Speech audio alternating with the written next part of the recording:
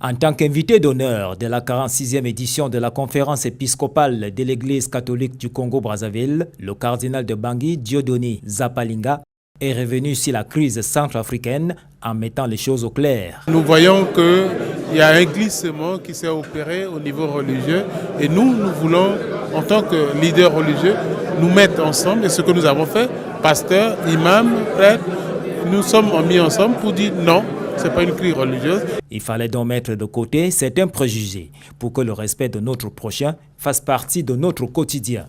Ce que le cardinal de Bangui a toujours su faire, d'où le conseil d'un aîné. Essayez un peu de conduire votre pays vers la paix réelle et véritable, voire durable. Ce qui veut dire qu'à la place de la violence, il faut privilégier le dialogue, rien à voir avec des raisons décalées de toute réalité. Ce que je retiens, c'est cet engagement indécrottable, définitif pour la paix.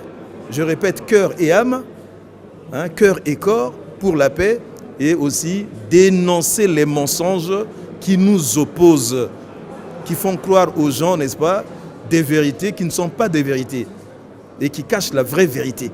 Et la vérité, c'est que la fibre religieuse ne devrait pas être utilisée à des fins politiques. Certains comprennent qu'il fallait donc recadrer les choses. Il a recadré l'objet, le sujet, le fond du problème.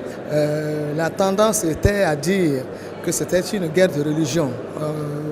Mais en fait, en réalité, ce n'est pas du tout ça.